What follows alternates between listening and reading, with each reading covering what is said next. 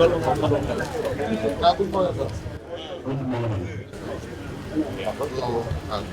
the narrative because in the last 7 years plus, we have been faced with a heartless and wicked governor who does not recognize those who work for him. And so, rather than be a ruling party in the state, APC, by act of commission and omission, became an opposition party. It shouldn't be. Now that APC is still controlling the federal, APC should be in sync with the federal, so that an opposition governor in the state would not be putting signboard on our roads and say that it's federal government road. So we need an APC governor that will be able to convince APC leadership at the top to fix our roads and other infrastructure. I want to thank you for holding forth the banner of leadership of the APC. Without your effort, very selfless effort, nobody will be here to receive APC.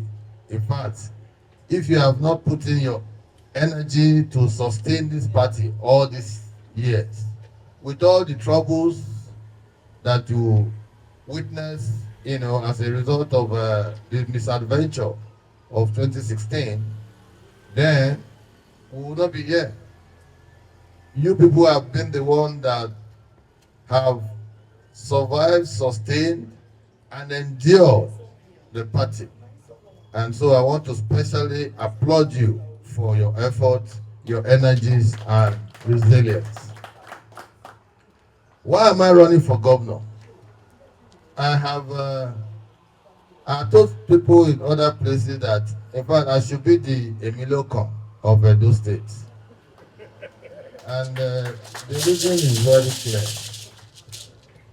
clear. Emilio in the sense that I have fought for people over the years. I fought on the side of Adam Soshomole. This misadventure in Osadebe Avenue, I have been fighting because I saw it in 2016. People who didn't see it, and those who said they should crucify me there, ended up following him in that misadventure. And 2023, I also fought for Tinubu. 2020, I fought on the side of Israel Yamu, even though I was in PDP. I fought on the side of Israel Yamu, and I made sure that the 4 words of Ukwela, where I come from, were delivered to Israel Yamu. So this time, I have been criticizing. I said, it is time for me to also put my hat in the ring. Let people also be criticizing me if I misbehave. So let me contest. Instead of always complaining. This is an opportunity for me to present myself for leadership. I think I have the capacity very strongly to lead this state. I know that I'm a man of principles. I'm driven by my conviction. I know I'm bold. I know I'm courageous. I can take painful decisions that will yield positive results. I know I can step on toes, the wrong toes, to get things done. So rather than lamenting the woes that have befallen Edo State, I think it's better for me to join the fray and also help to add value to deepen governance and make life better for the people. And I have the capacity and the conviction to do better than what we're having now, because there's no governance in Edo State. There's collapse of governance, infrastructural decay. Anything you see that seems like a semblance of governance was what Oshomole left. That's the truth. The roads are bad. They call them federal government road. But federal government people are not the one applying them. We are the one. We're the one, feeling the pain and all of that. So, in Edo, for example, as we all are going around, I also appreciate that one of your sons, my good friend Washington Osifo from your local government, is also contesting. Mine is politics of friendship, politics of camaraderie. We don't need to fight. We don't need to exhibit so much bitterness because we want to look for position. It is through friendship that truth will be unveiled. through friendship that people would genuinely express their wishes. But when you have a government at Osadebe Avenue that is spreading hatred, governor fighting deputy, deputy fighting governor, governor fighting party, party fighting governor, there is no how you can promote that spirit of camaraderie that binds us together as Edo people. And if you look at Edo trajectory in terms of our ancestral linkages, we are a homogeneous community that derives inspiration from the central monarchy. No matter where you come from in Edo, you derive, your link to the Benin Palace. And so for that reason, my campaign slogan is "Let's Unite Edo," because Governor Obaseki has divided us so sharply. That's why even within his own government, they have different factions. Within his own party, PDP, they have different factions. You have legacy PDP, you have this, you have that. He's coming up with an anointed candidate, no problem. But please, I'm ready to confront that anointed candidate and beat him silly at the elections. I may not have all the energies to carry on with this campaign in terms of having the wisdom, energy, brain, mental acumen. But with you, with all of you, leaders, opinion molders, those people that are making the party tick, we can surmount every obstacle and ensure that APC's return to Osadebe Avenue by September. In making our choices, we need to look at the antecedents of the persons. The man standing before you here is not a pretender. I am not a dishonest person. I don't pretend. What I can't do, I won't tell you I can do. But I know that I have capacity to move mountains. Don't mind my frame, I might be very smallish in frame. But what comes from this head and what I harbor in my heart is more than what's bigger than you would know. So, you see, I've taken, an enlightened interest in what is happening in Edo State. Some of my consultants have gone around to check, opportunities that are born that we can use to widen the scope of governance, deepen conversation around democracy, and ensure that we are able to collectively, and robustly engage with the issues so that we can deliver governance to our people. And in the course of doing that, I looked at the bypass. I said, look at the road, link called bypass. It's almost like in a very sorry state now. The governor will tell you that's the federal government road. But you are getting resources, you are getting money. What is wrong with you going to meet federal government and pleading with them that please come and fix this road? Because Edo State is the center of attraction. That's why they call us heartbeat of the nation. You are going to the southwest, you must pass through Edo State. You are going to south-south, you must pass through Edo State. Southeast, you must pass through Edo State. The north, you must pass through Edo State. What advantage has this position, this geographical location, given us as a state? So I'm thinking that at the bypass, we can have a dry port there. And it doesn't take too much to build a dry port. You build warehouses where people can keep manufactured products from the southeast, because they would naturally pass through this place to Lagos where they want to ship them. And when they are coming from Lagos, they will still pass through this place. So rather than stay months on end or days on long queues on what do you call it? Niger Bridge. Niger Bridge. You can keep the items here, distribute some of them to other parts, and those states will be taking grand rent. And you can also capture the informal sector into the formal sector and expand your tax net for more revenue for the state. The land at the bypass is just lying fallow, undeveloped.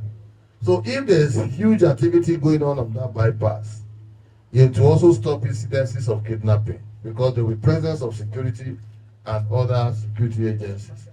Now, look at Benin.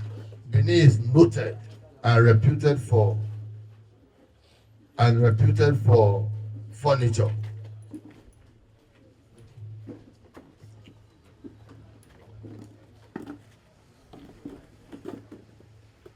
So Benin is noted for furniture making, but we have not leveraged on the advantages that are associated with furniture making.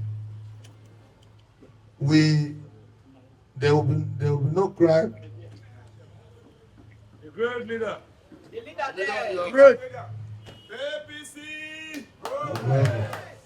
The person that just arrived from the local government. The leader. Engineer Osaze Masogi. He's the leader. You don't need to call his name. Just call him the leader. The leader, okay. The leader, you're welcome. And so, have we leveraged on the furniture making that we do here in Benin, or even in Edo State?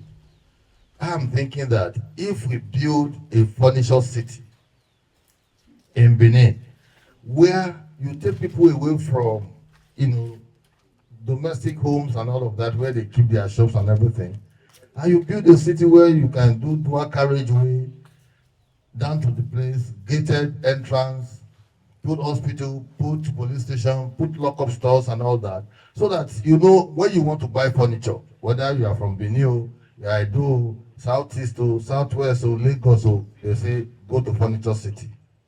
The activity that will be promoted by setting up that Furniture City, you can't quantify it in terms of even revenue and income for the government. So these are part of the things that we can do differently.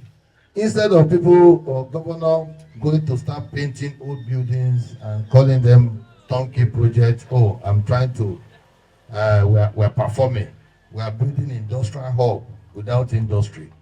You want to build ShopRite, you demolish e-library. Instead of you to even make it a place of resource and learning, where you can develop your human capital index, you are demolishing it and building a ShopRite. There are so many lands and all of that you can explore to build whatever you want to build. How dare you demolish a library in this contemporary new age? And for a supermarket, it's all about profit and loss. They want to just be making money, put in their pocket, grow their company and all that. As we speak now, AfriInvest, which belongs to Obaseki before he became governor, was castrated, grounded. That much we know. They were almost blacklisted by the Nigerian Stock Exchange. But in the last 7 years and all that, they have completed their 7-story building on Gerard Road in Kogi, Lagos. They have moved there. That's now their headquarters. And as we speak, they have opened Globus Bank. That is a station of Obaseki's company. They are just doing things here. If you go to Protea Hotel, you will see their MD is always sitting down here with a briefcase. They are the one plotting all the graphs and making all the money. They'll tell you, we have built a Budula refinery in Ologbo. It does not belong to state government. They say electricity, it doesn't belong to us. But they are using our resources from security votes, 850 million naira every month. Yet you tell me that there's no money to fix this type of road that is leading to this community. But you can take 850 million. At the end of the month, you give 5 million to police, 5 million to DSS, 3 million to civil defense, 3 million to immigration. End of story. The remaining one is in their pocket. And they draw it to the last couple. They don't say there's no money, and so they are not able to do it. They draw it to the last couple. As we speak now, Edo State is owing 325 billion. And it's number 6 in the hierarchy of states that are owing money. And yet, last month, federal allocation, they shared 1 trillion and 88 billion. And out of that money, Edo's share was about 26.8 billion. They will tell you there's no money. That money, when it comes, you don't see anything they do other than just patchwork. I saw some places I went yesterday that they were excavating or desilting drains. This is a thing they want to have been doing since, in line with the stormwater master plan project of Adam Soshomole. But because he doesn't want to continue those projects started by Adam Soshomole, he abandoned them. When rains are coming, people are afraid because of flooding. But the project that was started then was very appropriate to ameliorate the crisis of flooding and erosion, particularly in the metropolis. But because it is Radon Soshimole, Obaseki has nothing to do with it. So he abandoned the project at Igbinadua and it's just there. The tunnel that was dug from Egobutu up to Igbinadua can take the size of a tipper. A tipper can drive inside it. All they needed to do was to channel it to Ikoba Slope. But Obaseki has abandoned that. And in some other places, there are gully erosion and all of that are threatening the lives of people. Then Oshomole were able to recover Quinede erosion, Auchi gully erosion, and other erosion menace. But when you see a governor who does not even care about the people, in fact, look at the quality of minds working with him. No official vehicle. If you want to go anywhere, say go and carry it. But you are enjoying, the trappings of office. But your commissioners are looking, very unkempt and they are not well fed. When you see them say, this is a commissioner, you must know prosperity first before you preach prosperity. A man who does not understand prosperity cannot be preaching it. There's a big man, they talk, poor man saying, get ideas. Why your ideas don't carry you high? That's exactly what is happening with Obaseki and his commissioners. You see, if you want to be frugal with resources, then there has to be infrastructure to show that that's where you are spending the money. But when you are fighting with the monarchy, dragging artifacts with them, you say, oh no, artifacts, I will get them. You are quickly. You don't set up a committee, you send a trust fund. You are building a museum for the palace. What is your business with artifacts? It means that you are not busy. You have time to look at traditional institutions, to be looking at things that don't concern you. Artifacts should be left for those who understand the language of artifacts, the spirituality behind artifacts. When they stole those artifacts from the palace in 1897, and they have been somewhere, the people deem it fit to return them. They have to return them to the same place where they took them. This time, if the place is being modernized, modernize it the more. Make it a tourist attraction. And you'll be earning money. What is wrong in promoting that other than setting up a trust fund?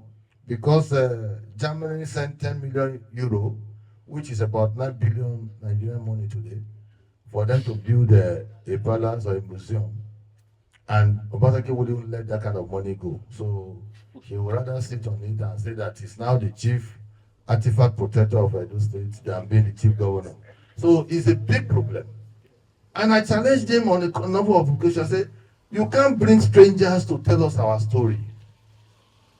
Our cultural richness and heritage is so profound that this is the only monarchy in the entire Africa that still retains its fecundity, profundity, till date. Invasion or no invasion, betrayal or no betrayal. He said, it is the only king in Africa that is not there, but prayers have been rendered to him. He has just mentioned that word now. Oba Atokwe. Long may you reign, the king. No king in Nigeria or in Africa that I've seen that enjoys that kind of recognition. It is because we're a people of culture. But those who should promote the culture are the one killing it.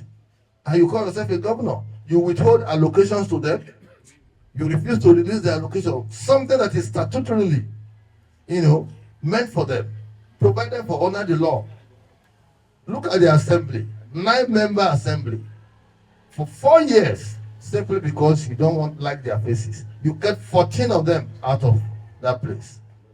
And you want 9 members to be making laws for the good people of Edo State. And you presided over Edo State using those 9 members. Then tomorrow you tell me you went to school, you are wearing a 3-piece suit, and you go outside and say you are civilized. That is very undemocratic. And I've told them that me, if I become governor, whatever that is due to those 14 members, I'm not playing politics here, I will pay them all their entitlements. Because they were validly elected by their constituents to represent them. by just act of wickedness and heartlessness, the governor prevented them from being sworn in and denied them their democratic rights. You have been elected. It's like a governor being elected and you are not allowed to be sworn in. That's the same way it is, because it's all about election. So nobody will be happy about that. So these people stay for 4 years. You are just using executive fiat and everything to fight them. You demolish the place, you remove the roof, you do this, you do that. At the end of the day, who suffers? It's democracy. So that is an aspect that we must look into when I come in. And I promised them and the lawmakers that, you see, Judgment Day may be long in coming, but when it comes, it will be total. So we have a Herculean task on our hands. As APC members, we need to, resolve internal squabbles here and there and come up with a strong force to confront PDP. I see that the Obaseki is already choosing an anointed one. They were endorsing all this. I said, whoever they choose, Edo has been an APC state, and APC will take over Edo in 2025. Amen. There is so much to do, so much to do. And I can assure you that if it gets to the point of me going to Abuja to kneel down before the president as a governor, I will do that so that I can get grants, get money to fix all these our bad rules.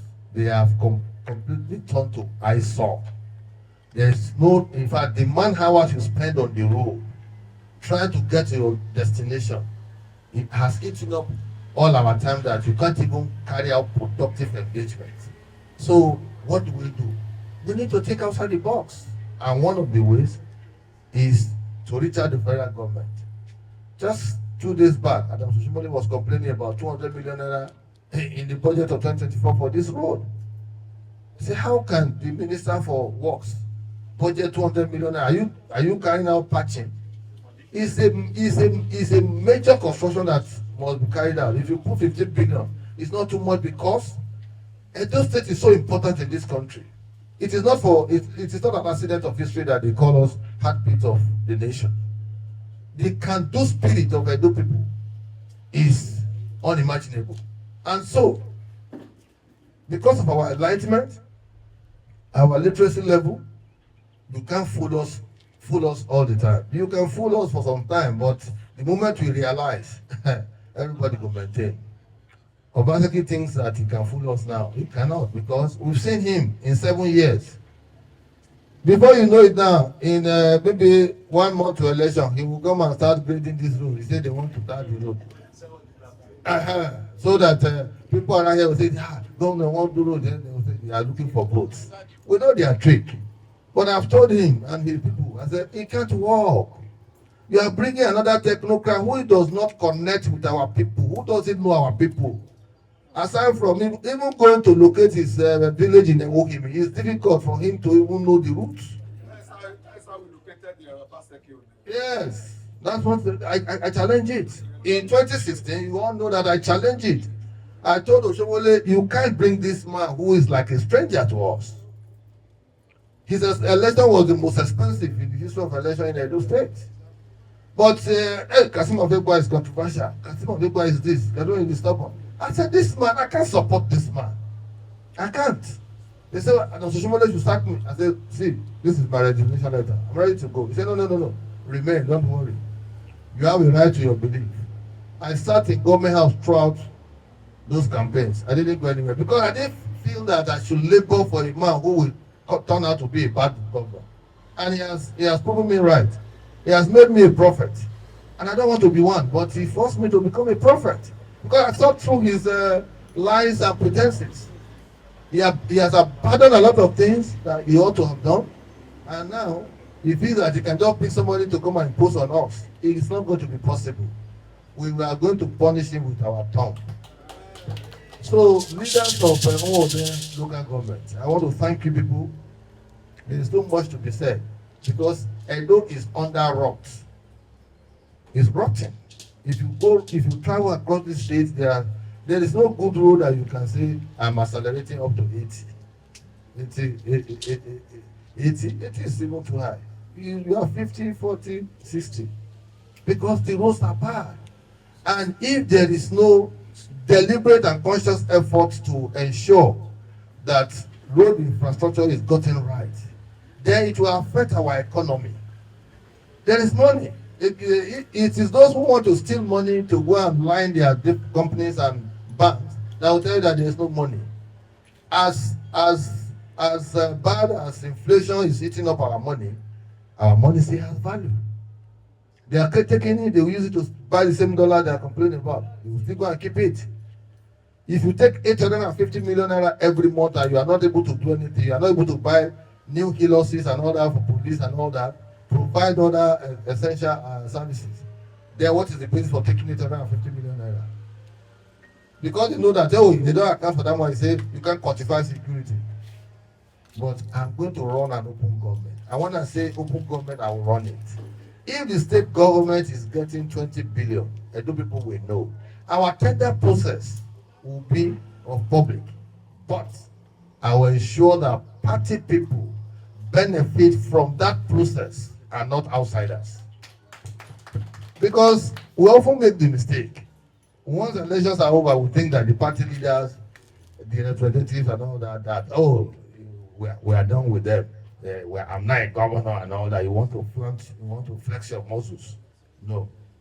If there are no party structures, I won't be standing here before you this morning to address you. It is because there is party structure. And I've told them, if I emerge as the candidate of this party, I will make sure that the party structure runs my campaign. Because oftentimes they neglect the party structure. The chairman, somebody call him John, even though there are older men here than you. But when I was coming, I had to call him. And because you respect his leadership, he assembled you this morning. I was telling him, I said, it's 9 a.m., not too early. He said, no, it's not too early. We'll make it, since you say you want to go to Orhionmwon and all that, before you go back. I've been around since on Monday. I've been going around. After here now, I'll go to Orhionmwon. I will have completed the 7 local governments of Edo South. I've done that of Edo North. Then next week, I will start with Edo Central. And I've told the leadership at Abuja, they should give me this ticket. Let me go and bring home the trophy. God bless. They should give it to me. And the day they give me this ticket, just know that you have an alternative governor already. Anything they do, we will give them a response. If we mount our billboard, they pull it down, we'll pull down their own. There is nothing, no gentleman for this one. And no one here say this thing. No for this election, gentleman, no. If they say bo, we say bam. I get that capacity. I know they fear any fowl, any chicken, anybody. We will meet them eyeball for eyeball. And they have said it before. Afegbua will declare you personal no grata. You're not going to enter Edo again. I said, may they come. I see they come and do nothing but chase me away. So, but we must be resolute. We must rescue this state from the jaws of those who have held us down. And there's no pretense about it. So I told them at the national office, I said, just give me this ticket. I'm not going to cuckoo myself, say, I do not, I do central, I do south. No, I am an Edo man. When I'm fighting my battles, I don't look at your face where you come from. I will look at you as a person. Injustice is the same anywhere. Poverty is the same everywhere. So the lack of, bad governance is the same everywhere. The road that is bad is affecting everybody. It doesn't discriminate. Okay, you are Edo South, pass here. You are Edo North, pass there. You are Edo Central, pass that way. No. When you have good governance, nobody talks about zoning. Nobody remembers zoning again. Because if what you are looking for in government is services, goods and services, and you are providing it, the people will appreciate you. But when you have a governor that does not have emotional intelligence, he doesn't connect with the people. Before you see him smile, it will take years. He is frown. all the time. For God's sake. And you see, when you don't resonate joy, you can't so market it. And Tinubu was talking about renew hope. And somebody was asking me in one of my TV appearances, what is the meaning of renew hope? What is I said, see, hope is what keeps a nation going. It's what even keeps an individual going.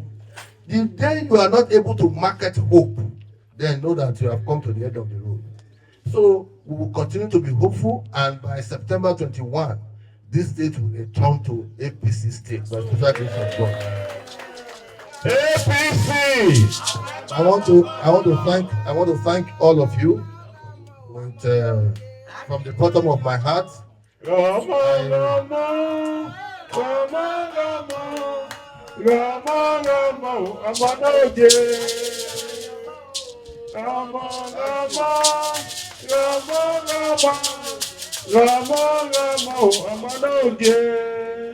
Thank you very much. You see, that is the beauty of Edo culture.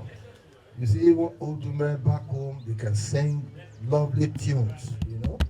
And it's only happy people that can sing. If you are not happy, you can't sing. You just hate life. But because there is hope in the horizon, that's why you have sung that beautiful lyrics. Thank you very much. I want to appreciate all of you. Thank you very much for listening. And today, most of us are seeing you physically. Talk in the TV. Always vibrant. You are vibrant. So, one is for you. No, you made mention it. Our son is also running. So, but it's God that has power to do everything. If it is you, nobody can take it from you. So we pray that God Almighty will lead you and continue guiding you and protecting you. And that we get to Orhionmwon Avenue in Jesus' name. Amen. We're saying that really touch our hearts. Yes, other have come, they discussed. Yeah, it is true.